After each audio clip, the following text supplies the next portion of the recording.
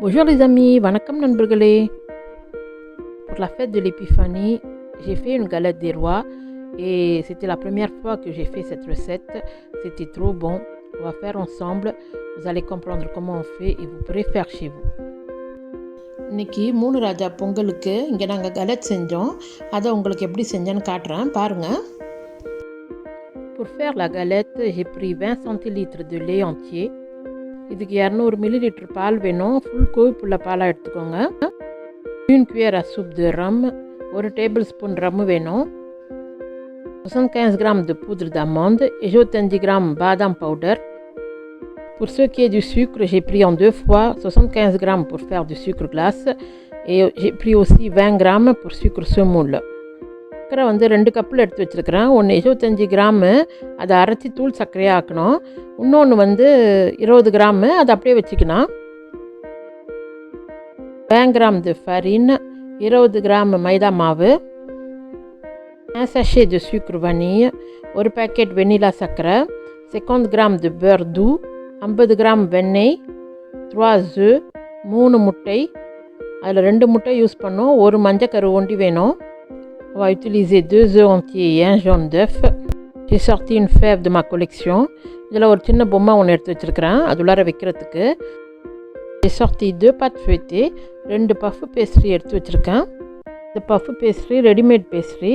இது நம்ம ஃப்ரிட்ஜில் வச்சுட்டு இப்போது நம்ம செய்கிறதுக்காக எடுத்து வச்சு வெளியில் வச்சுருக்கிறேன். ஊரில் மூணு ராஜா பொங்கலுக்கு எங்கள் அத்தைங்கெல்லாம் பொங்கல் செஞ்சு எடுத்துன்னு வருவாங்க. எங்கள் வீட்டில் பொங்கல் செய்ய மாட்டோம், ஆனால் அத்தைங்க எடுத்துன்னு வர பொங்கல் சூப்பராக இருக்கும். அதுதான் சாயங்காலத்தில் சாப்பிடுவோம். எங்கள் வீட்டில் எங்கள் அம்மம்மா இருந்தாங்க, பெரியவங்கன்னு வந்து எல்லாம் வந்து சில்வை வாங்கின்னு போவாங்க. அம்மம்மா வந்து எல்லாருக்கும் சில்வை போட்டு அனுப்புவாங்க. ஒரு பொங்கலுக்கும் நாங்கள் அதை ரொம்ப நினச்சிப்போம். ஏன்னா அத்தை பிள்ளைங்க எல்லாம் வந்து நிறையா கும்பலாக வீட்டில் எல்லோரும் இருப்போம். அன்றைக்கி எல்லோரும் கூடுற நாள். நாங்கள்லாம் புது துணி உடுத்த மாட்டோம், கிறிஸ்மஸ் நியூ இயர்க்கே போட்டுடுவோம். அவங்கெல்லாம் பொங்கல் அன்றைக்கி தான் போடுவாங்க. எல்லாம் அழகாக உடுத்தின்னு வருவாங்க. வீட்டில் ரொம்ப ஜாலியாக இருக்கும். இன்றைக்கும் நாங்கள் பொங்கலை நினச்சிக்கிறோம். இங்கே நாங்கள் பொங்கல் வைக்கிறது இல்லை, ஆனால் கலத் தேர்வா செய்கிறோம். அதுக்குனால தான் நான் உங்களுக்கு இன்றைக்கி கலத் ரெசிபி போட்டு காட்டுறேன். இங்கே பாருங்கள், இது ஒரு மாதிரி வித்தியாசமான பொங்கல் தான் இது எங்களுக்கு. கலத் தேர்வா பொங்கல். அது ஒரு பொம்மை வச்சு அந்த பொம்மை யாருக்கு கிடைக்குதோ யார் வாயில் மாட்டுதோ அதுதான் ராஜா, இல்லை பொம்பளை பிள்ளையாக இருந்துச்சுன்னா ராணின்னு சொல்லிக்க வேண்டியது தான். அந்த பொம்மை கிடச்சா அவ்வளோ சந்தோஷம் அந்த பிள்ளைங்களுக்கு. அது கூடயே ஒரு முடி சூடுறதுக்கு வச்சுருப்பாங்க குரான் ஒன்று, அதையும் தூக்கி தலையில் வச்சுட்டு நீ தான் ராஜானா அவ்வளோ சந்தோஷம் பெருமையாக இருக்கும். அத்தனை பேர்லாம் அவங்களுக்கு தான் கிடச்சி தான்.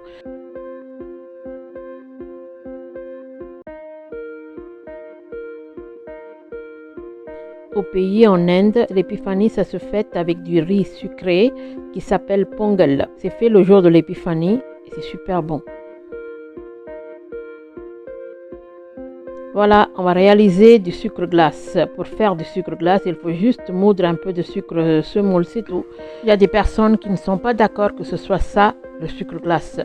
En fait, le sucre glace que vous achetez dans les magasins, il y a 97 à 98% de sucre, cristal ou semoule, plus 3% d'amidon de maïs. C'est pour ça la texture n'est pas la même. Mais bon, si vous n'êtes pas satisfait, vous pourrez bien sûr l'acheter en magasin. Et sucre glace, icy சுகர்னு அர்த்தம். அது வந்து கடையில் டப்பாவில் விற்பாங்க. அது வந்து கூட விலை, நம்ம வாங்குகிற சர்க்கரையோட கூட விலை. அதில் வந்து கொஞ்சோண்டு சோள மாவு கலந்து வச்சுருப்பாங்க. வெறுமோ கொஞ்சோண்டு தான், ஒரு 3% கலந்து வச்சுருப்பாங்க. அதனால தான் வந்து அது கூட விலையாக இருக்கும். அப்படி சுகர் கிளாஸ் இது இல்லைன்னு நினைக்கிறவங்க வந்து அதை வாங்கி செய்யுங்க, ஒன்றும் தப்பு கிடையாது. நம்ம ஊரில் கிடைக்குதானு எனக்கு தெரியாது, கிடைக்கலன்னா நீங்கள் அரைச்சி செய்யுங்க. என்ன கேட்டால் இதான் பெஸ்ட்டு. அப்புறம் அவங்கவுங்க விருப்பம். Voilà, le sucre glacé est prêt. ஐசி சர்க்கரை ரெடி ஆயிடுச்சு. On va faire fondre le beurre légèrement au micro-ondes. ஒரு பவுலில் போட்டு மைக்ரோவேவில் வைங்க. லைட்டாக அது வந்து கரையணும். இந்த மாதிரி கரைஞ்சா போதும். அதுக்கு மேலே என்ன செய்யுங்கன்னா, அந்த அரைச்சி வச்சுருக்கீங்கல்ல ஐசி சர்க்கரை, அதை தூக்கி அதில் கொட்டிடுங்க. இப்போ நம்ம செஞ்சுன்னு இருக்கிறது வந்து பாதாம் க்ரீமுக்கு. Pour la préparation de la crème d'amande, il faut verser le sucre glace par-dessus le beurre fondu. Je mélange beurre et sucre glace ensemble. அந்த உருகுன வெண்ணையும் அந்த ஐசி சுகரையும் நல்லா கலந்து விடுங்க. Maintenant, incorporez la poudre d'amande et mélangez vivement. இப்போ பாதாம் powder அதில் கொட்டிட்டு இது மூணையும் நல்லா கலந்துருங்க.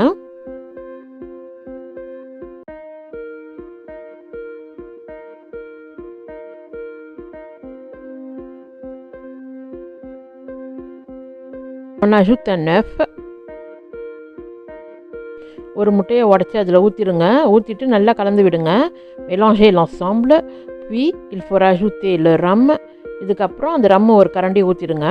ஊற்றிட்டு கலந்துட்டு ஒரு இடமா வச்சுருங்க. இந்த க்ரேமு அமௌண்ட் க்ரேமு முடிஞ்சிடுச்சு. அடுத்தது இன்னொரு க்ரீம் செய்யணும் அதுக்கு. Bien mélanger, puis réserver à température ambiante.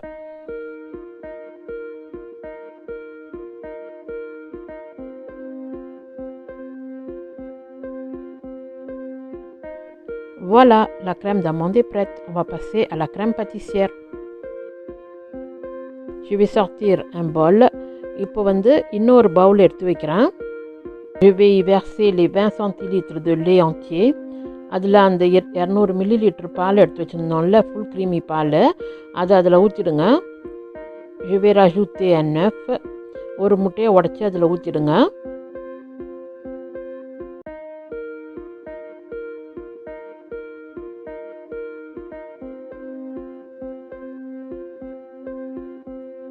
Je vais mettre les 20 grammes de sucre semoule. அந்த 20 கிராம் சர்க்கரை எடுத்து வச்சுருந்தோம்ல, அதை போட்டுடுங்க. Je vais aussi mettre le sachet de sucre vanille. வெண்ணிலா சர்க்கரையும் போட்டுட்டு கடைசியாக மைதா மாவையும் போட்டுடுங்க. Je rajoute la farine et je mélange. எல்லாத்தையும் நல்லா கலந்து விடுங்களேன். அது வந்து நல்லா நைஸாக இருக்கணும். il faut que la crème soit bien lisse. இப்போ நம்ம செஞ்சுன்னு இருக்கிறது வந்து கஸ்டர்டு. இது ரெண்டாவது cream.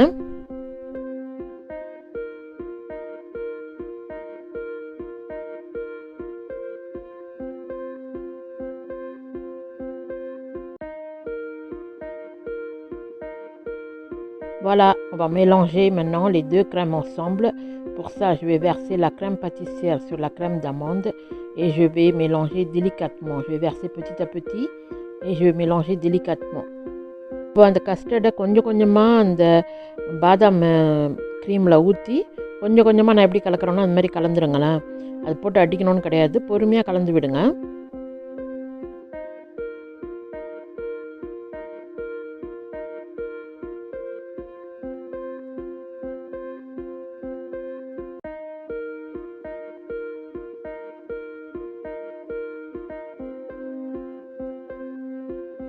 Je prends un jaune d'œuf. ஒரு மஞ்சள் கரு எடுத்து வச்சுக்கோங்க. அதை நல்லா அடித்து வச்சுக்கோங்க. Mélanger à l'aide d'un fouet. Et ça c'est pour badigeonner sur la galette. இது வந்து அந்த galette மேலே பூசுறதுக்கு.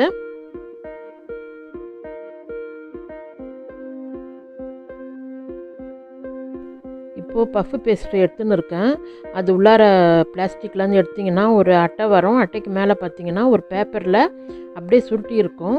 நம்ம அப்படியே அதை சுருட்டினது அந்த பேப்பரோடய நீங்கள் வச்சிடலாம். அந்த பேப்பர் வந்து நம்ம அவனில் வைக்கிற பேப்பர் தான். அப்படியே வச்சுட்டு பேப்பரை சுற்றி கட் பண்ணால் கட் பண்ணிக்கலாம், இல்லை அப்படியே வைக்கிறதுனாலும் வைக்கலாம், நம்ம இஷ்டம் தான். இது நம்மளே செய்யலாம். ஆனால் என்னன்னா ரொம்ப நேரம் டைம் எடுக்கும் இது செய்கிறதுக்கு. இதுக்கு அதிக நேரம் ரெஸ்ட்டு கொடுக்கணும். ஒரு பெரிய வெண்ணெயை வச்சுட்டு மாவை போட்டுட்டு மாவை மடிக்கணும். வெண்ணெய் மேலே மடித்து அதை உருட்டி திருப்பியும் அதை விரித்து திருப்பியும் மடித்து டைமிங் வேறு கொடுக்கணும். நடுவில் 1 மணி நேரம் 2 மணி நேரம் ரெஸ்ட் விட்டு செய்யணும். ஒரு நாள் ஆகிடும், இல்லை அரை நாள் ஆகிடும் செஞ்சு முடிக்கிறதுக்கு. அதோட பெஸ்ட்டு கடையில் வாங்கினோமா செஞ்சோமா போனோமான்னு முடிச்சிடலாம். அதுக்கு தான் அதுவும் இது 2 வேணும் கலட் செய்கிறதுக்கு. அதனால தான் அப்படி எடுத்துகிட்டு இந்தமாரி தட்டில் வச்சுடுங்க. சுற்றி வச்சுட்டு நல்லா அமுக்கி விட்டுடுங்க. வேணும்னா ஃபுர்ஷத்தால் குத்தி விடுனா, முள் கரண்டியில் குத்தி விட்டிங்கன்னா அடியில் நல்லா வேகும். நான் இன்றைக்கி குத்தி விடல, சாதாரணமாக நான் குத்தி விட்றது தான் வழக்கம். நான் இன்றைக்கி குத்தி விடாமல் அப்படியே தான் போடுறேன். ஆனால் வெந்துடுது. ஆனால் சாதாரணமாக குத்தி விட்டிங்கன்னா இன்னும் குயிக்காக வேகும். அதில் அந்த பாத்தை வந்து அதில் கொட்டிடுங்க. J'ai étalé la pâte feuilletée et je suis en train de verser la crème dessus.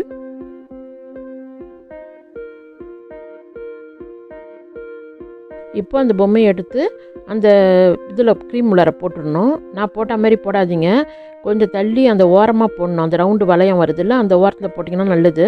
அப்போ தான் கண்டுபிடிக்க மாட்டாங்க. இந்த மாதிரி போடும் போது என்ன ஆகிடும்னா, நம்ம கட் பண்ணுவோம்ல அப்புறமா கேக் மாதிரி கட் பண்ணும் போது கத்தியில் தென்பட்டுச்சு, இல்லைனா கட் பண்ணுற பகுதியில் தெரிஞ்சிச்சுன்னா பொம்மை எங்கே இருக்குதுன்னு கண்டுபிடிச்சிடுவாங்க. அப்புறம் இந்த இடம் தான் வேணும், இந்த தான் வேணும்னு சண்டை நடக்கும். அதனால் நீங்கள் வந்து இந்த ஓரத்தில் போட்டுட்டிங்கன்னா அங்கே கத்திப்படாத இடம், அப்போ கண்டுபிடிக்க முடியாது. அதனால் வந்து இந்த ஓரமாக போடுங்களேன். அந்த ரவுண்டு வர அந்த வளவில் இங்கே ஒன்றா போடணும். J'ai glissé la fève dans la crème, mais ne mettez pas comme moi j'ai fait, essayez de le mettre sur le bord, comme ça la fève sera introuvable.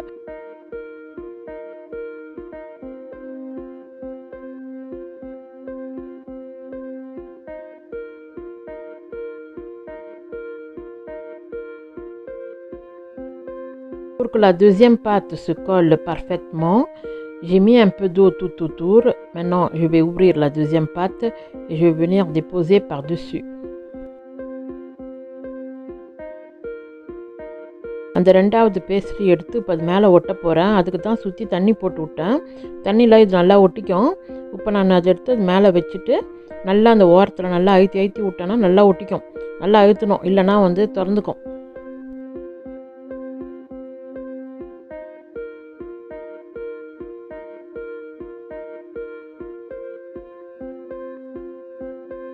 J'ai bien collé la pâte entre elles parce que j'avais mis de l'eau. Maintenant, je suis en train de souder les deux pâtes ensemble. Ici, si vous voulez, vous pourrez couper et enlever l'excès de pâte. Mais moi, je suis en train de souder entre elles parce que j'aime pas le gaspillage. De toute façon, la pâte feuilletée, j'aime bien manger comme ça. Donc, je fais comme ça. Si vous voulez, vous pourrez enlever et garder que la pâte nécessaire pour la galette. இந்த ரெண்டு மாவையும் நான் ஒட்டின்னு இருக்கிறேன்.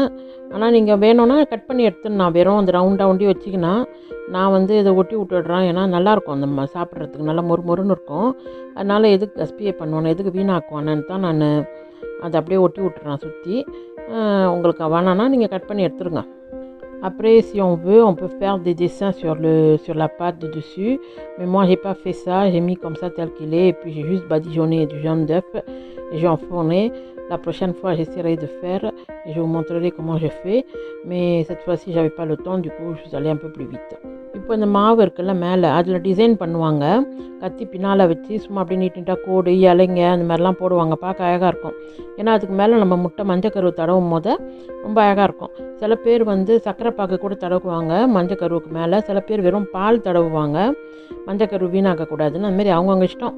சில பேர் பார்த்திங்கன்னா நல்லா அந்த சர்க்கரை பாக்கு நீங்கள் தடவும் போது என்ன ஆகிடும்னா திருப்பி சூடு பண்ணும் போது ரொம்ப முருவலாக இருக்கும். கடைங்கள்லாம் அப்படி தான் பளபளன்னு இருக்கும் பார்க்குறதுக்கு. சர்க்கரை பாகு தடக்கிருப்பாங்க. நான் வெறும் முட்டை மஞ்சக்கரு தான் தடவுறேன். அதுவே கோல்டன் கலர் ஆகிடும் பாருங்களேன். அப்புறம் இதில் வச்சு எடுக்கும் போது நல்லா கோல்டன் கலர் ஆகிடும். சில பேருக்கு மஞ்சக்கரு வேஸ்ட் பண்ணக்கூடாது அப்படின்னு நினைக்கிறவங்க வந்து ஏன்னா வெள்ளைக்கருவில் என்ன செய்கிறது, அதனால் என்ன செய்வாங்கன்னா முழு முட்டையுமே அடித்து பூசி விட்டுடுவாங்க. சில பேர் வெறும் பால் பூசி விடுவாங்க. சில பேர் அப்படியே வைப்பாங்க. ஏற்கனவே இதில் பேர் இருக்குதுல்ல, வெண்ணெய் இருக்குதுல்ல, அதனால் அப்படியே கூட வெள்ளையாக இருக்கும், எடுத்து சாப்பிட்ருவாங்க.